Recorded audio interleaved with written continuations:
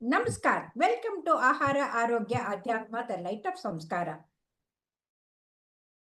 Today, we have a very senior and renowned endocrinologist, Dr. Anant Raman Ramakrishnan.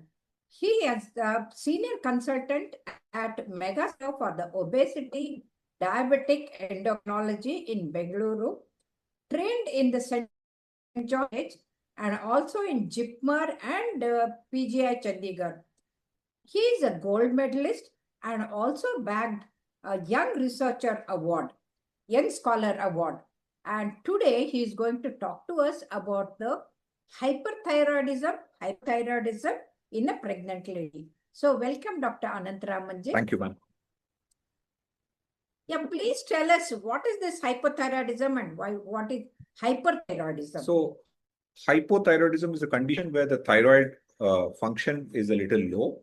So if you have hypothyroidism, you can have symptoms like tiredness, dry skin, hair fall, leg swelling. So all these are some of the symptoms related to hypothyroidism. And also intolerance to the cold and they will not lose interest in the surrounding and their voice becomes hoarse, the tongue becomes thick. So all those features will be there. And people should recognize in time and bring them to you. Okay. Bring them to the doctor. And hyperthyroidism is a condition where the thyroid gland is excessively active. Okay. So in this, what happens is the patient will have weight loss, sweating, palpitations or abnormal heart rate, trembling, tremors of the hand. So all these are symptoms of hyperthyroidism. Eyes also will become very prominent and protruding. Yeah. So this is a sign of Graves' disease, one variety of hyperthyroidism. Yes. So in which the eyes protrude. So in all these conditions, the symptoms are obvious, and when we test the thyroid function, we make the correct diagnosis by doing a lab test. So in hyperthyroidism, you have a T3 and T4 which are high and a TSH which is low. And in hypothyroidism, you have a T3 and T4 which are low and TSH which is high. Yeah, thyroid stimulating hormone is very high, indicating that the thyroid is functioning less. So how do you and when should you recognize and how to start the treatment? Because we always say, no drugs must be given except folic acid. But how thyroxine is safe during the pregnancy? Yeah. So especially with regards to pregnancy, hypothyroidism can be especially devastating because the fetus depends on the mother's thyroid hormone for up to 14 weeks. So usually the fetal thyroid develops between 12 and 14 weeks of gestation. So up to 12 to 14 weeks, there is no fetal thyroid gland. So the entire brain development of the fetus depends on the maternal thyroid hormone. So if the mother is deficient in thyroid hormone, the fetus will also have deficiency of thyroid hormone. So a profound hypothyroidism in the mother can be quite bad for the fetus. And so typically what we do is she can have the miscarriage also. Either she'll have the abortions, or it can be a stillbirth, or the baby can be with the brain defect or other defects. Yes. Developmental defects. So in untreated hypothyroidism, it's always it's an unmitigated disaster. Fortunately for us, we don't see that any longer because we have widespread testing and treatment. And protocol is well understood by almost all doctors who treat pregnant women as well as physicians and antenatal checkups have increased almost all over India now. So everybody does blood testing, at least for pregnant ladies, without fail, actually. So that makes a lot of difference. So, economic development and awareness have improved healthcare. So, considerably. So when it comes to hypothyroidism treatment, when we first recognized mild degrees of hypothyroidism, say TSH up to 10, so we give doses of 1 microgram per kilogram to the patient. And then we'll test after one month to see whether the thyroid functions have normalized. So if the patient has levels above 10, we start frank hypothyroidism. We start values, doses of 2 microgram per kilogram right away. And then we'll retest after 1 month. So this is the strategy we take.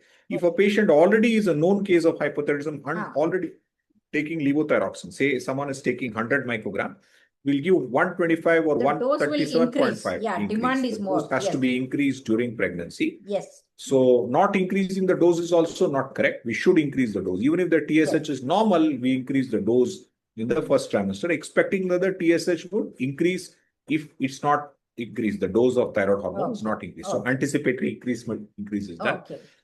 Hyperthyroidism is more easy to treat. So if someone is already on antithyroid drugs, say 10 milligram of carbimazole, we reduce it by half to 5 milligram once they are pregnant, and very small doses we end up stopping it because pregnancy itself tend to improve hyperthyroidism. Hyperthyroidism, yes.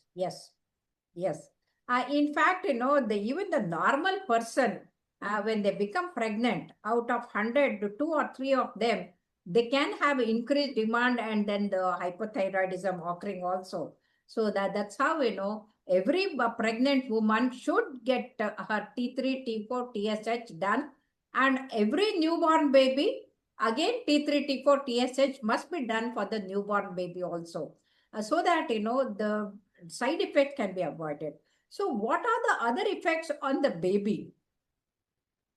So the effect on the baby as far as hypothyroidism is that because the brain does not develop very well during the first 14 weeks, so there can be a permanent intellectual impairment, lifelong impairment, which can be easily mitigated by proper treatment.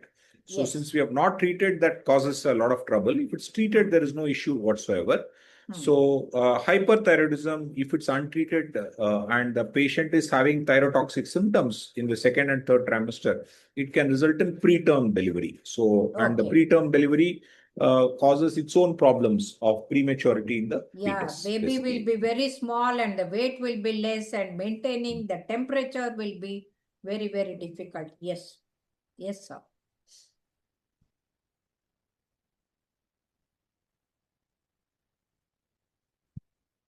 Any other questions, ma'am?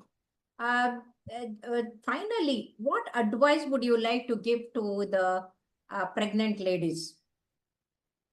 So I would advise them all to get thyroid tested before they plan pregnancy, before they are wanting to get pregnant. So get the thyroid test done along with other routine tests like your blood count and blood glucose. Please do the thyroid, blood sugar and thyroid are basic tests to be done for anyone who's planning pregnancy. And once you're pregnant, like for example, these tests are done 6 months ago or 3 months ago, it's prudent to repeat at least the thyroid function test, because the hemoglobin may not change much, the sugar may not change much, but sometimes, like madam has mentioned, the thyroid can suddenly shoot up. So it makes sense to check the thyroid once after 4 to 6 weeks of pregnancy. So, so that is something that I would tell all mothers, prospective mothers who don't know what their thyroid status is. If they have a known hypothyroidism, definitely they should be under follow-up with the endocrinologist and get their thyroid hormone dosing correctly adjusted after pregnancy. Yes, sir. So thank you very much. All our viewers should realize the importance of getting the T3, T4, TSH done. As Dr. Anantharamanji has said, if it is prevented or treated in time, both mother and the child will be very safe. But if not treated or goes unrecognized and untreated, the baby can have a mental retardation, the IQ will be very low, and the whole life the baby has to suffer.